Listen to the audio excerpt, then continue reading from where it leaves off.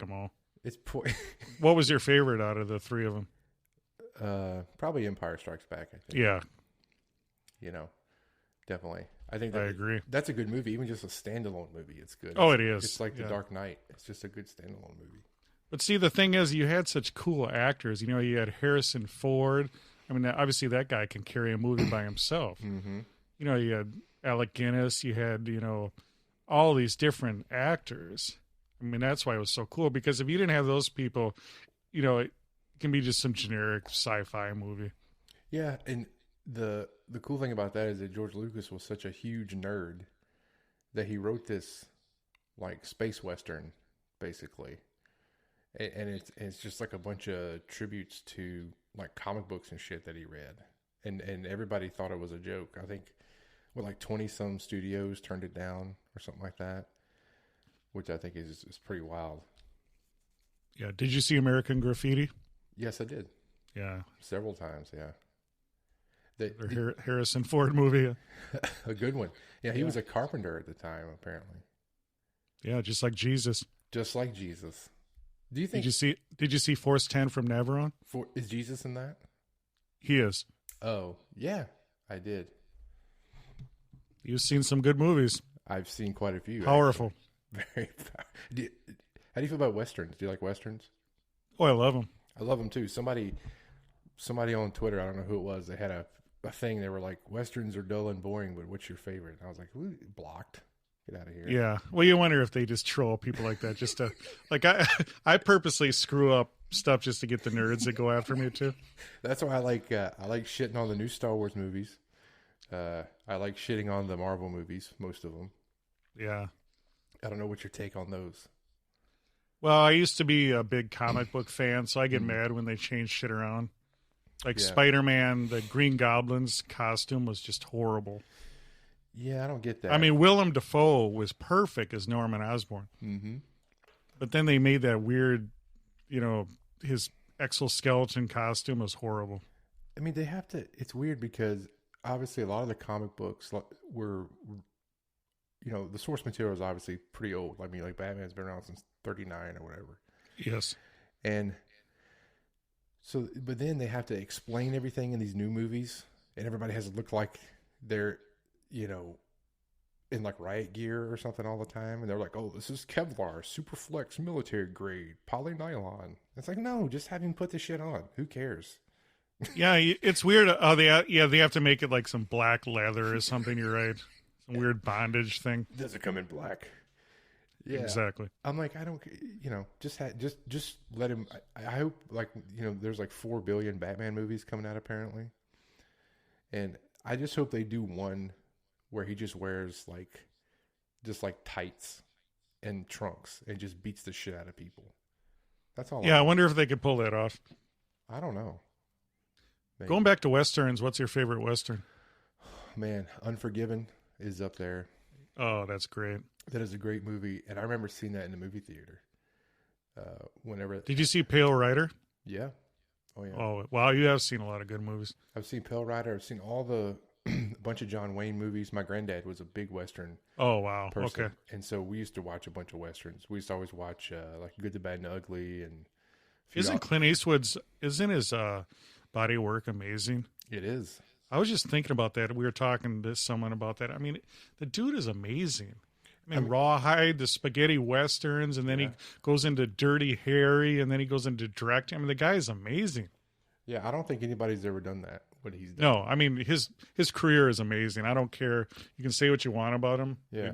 Dude's amazing. No, he's been great. And I think it's funny that they wanted him to do another Dirty Harry, and he said that he was too old and people wouldn't believe it, which I think is great. Because, I mean, think about it. A lot of other actors would have done it for the paycheck, right? Or just... Oh, absolutely.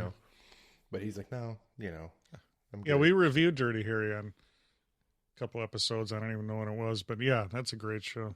No, I enjoy Clint Eastwood's work. Unforgiven's good. Is great. Tombstone, of course, is up there. Oh, Tombstone is awesome. I've been watching Yellowstone, which is kind of westernish. I don't know if you've watched that yet. Which one is that? It's a show. It's a new show on Paramount. Network with Kevin Costner, and it's Oh yeah, that one. No, I haven't. I've seen it, clips, but I haven't actually watched it. Do you recommend it? I do recommend it. It's good. It's he owns a ranch, and it's like a kind of an action family drama kind of kind of thing. And it's like cowboy organized crime kind of, which is good. Sounds cool. Yeah, it is good. It's been a surprise. I don't really watch a lot of shows, but because most of them I don't really like, Yeah, So I don't care. I've gone into I just watch random YouTube videos now. It's kind of weird. Yeah, I watch Jeff Healy, or I watch 80s wrestling on YouTube. Oh, 80s wrestling, yeah. We're from the home of the AWA, which is, I don't know if you know much about the AWA. I do. Vern Gagne. Oh, you know about Vern Gagne? Fuck yeah. Wow. Yeah, I'm a big wrestling nerd. So, Oh, wow. Yeah, so I mean, I grew up with Vern Gagne and Greg Gagne as kid and Nick Bockwinkel. And obviously Jesse Ventura's from here. Yeah. Jim Janos is his real name. What do you think about Jesse the Body? Love him. I mean, without, with whatever he's doing now. Yeah. But if you just think about him as a wrestler, I mean, he was the best. Yeah. Great wrestler, great commentator too. Mean Gene, have you checked out the lateral deltoid lately? Oh, I love him.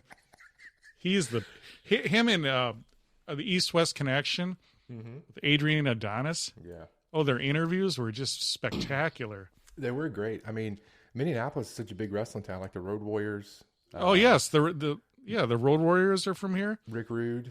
Oh my God! Yeah, I mean, what's his name? The Claude Baron von Raschke was a teacher here. I mean, oh yeah, that's right. Oh my God, it just goes on and on.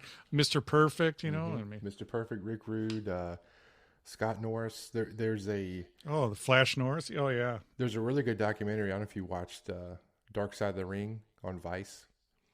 No, is it cool? Yeah, it's really cool. And I think the last one I saw was the Andre the Giant one. Okay, yeah, they did one this past season on the Road Warriors, and so they talk about Minneapolis a lot, and they talk about the circles that they ran in, and they bounced at bars and stuff like that. Oh yeah, really, yeah, and so Laurinaitis. Yeah, they had guys on there that kind of are from there, other wrestlers. Who was it? Oh, Barry Dorso, the guy was in.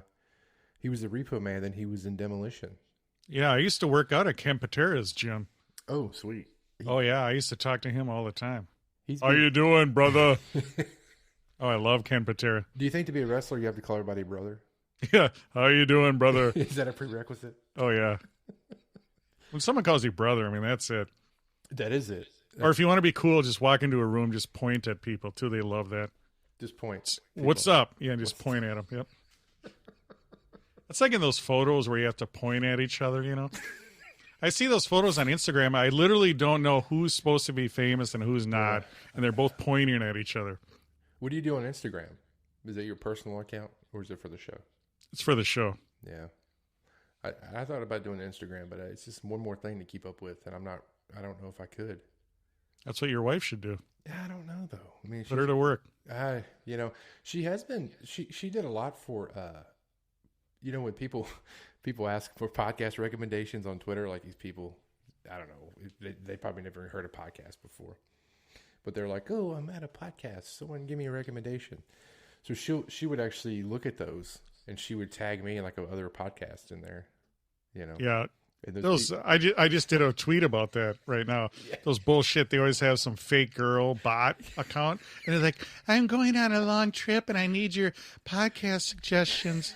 They're all bullshit, dude. That's why. I don't know if you've ever seen me. I'll retweet and I'll just say, I'll be like, no, or I'll say something smart. Yeah, there is some people, but a lot of those you can just tell they're bullshit, and all they want to do is get a million podcasters, to comment, so it just pads their Twitter account. Yeah, I'm like, no, not going to happen.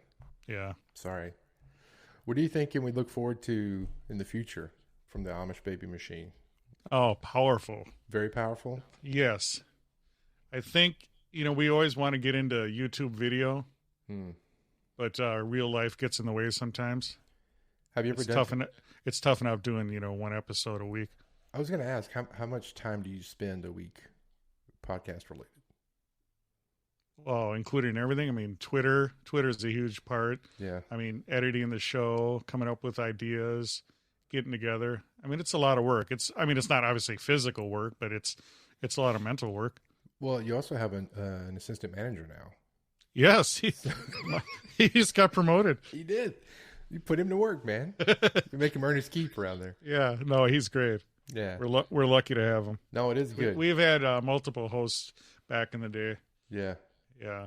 I've always been. I kind of wanted to keep my show open. I like having guests, and then I've done some solo episodes that worked out pretty good, actually. The key is to be flexible. You're gonna find out. I mean, stuff happens.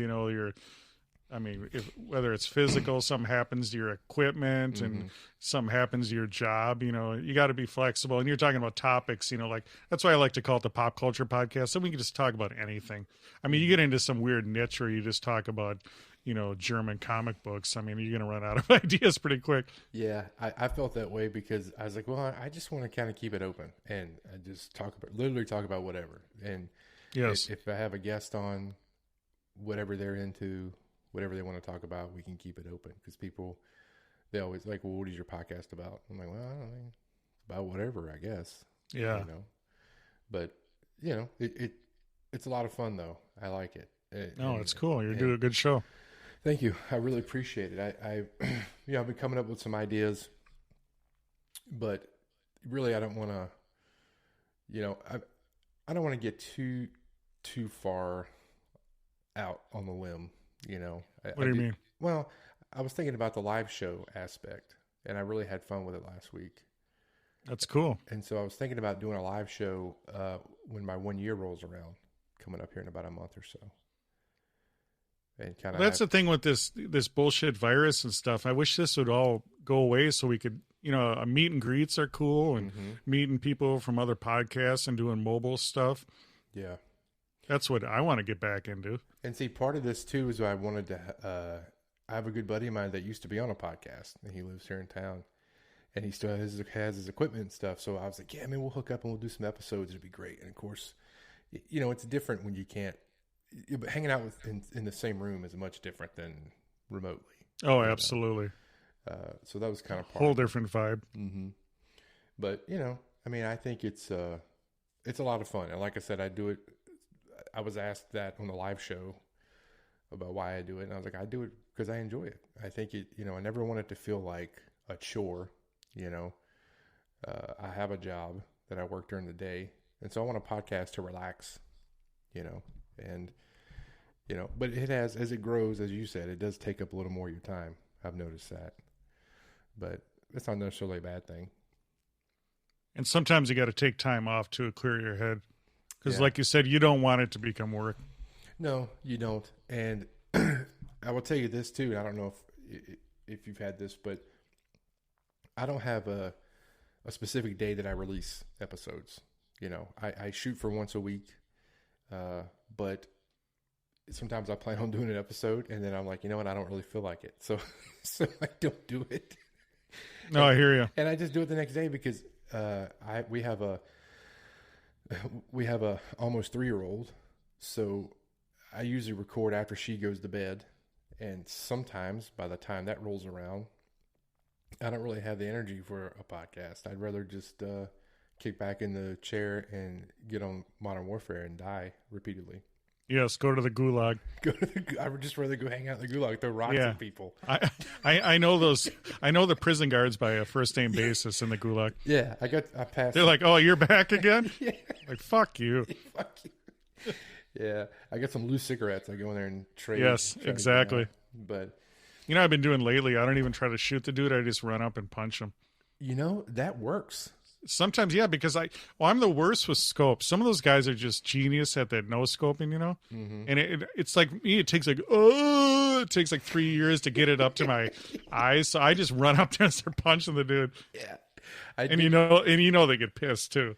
Yeah, I did that because the couple times I played Warzone, I ended up in there, and then I was like, you know what, I just charged at the guy, and the guy was like standing there, like peeking around the little shower stall or whatever the hell's in there. And so I was running up to him and just bludgeoned him. And I was like, man, that kid's probably pissed. He's probably just screaming in his microphone. But yeah, it's a lot of fun.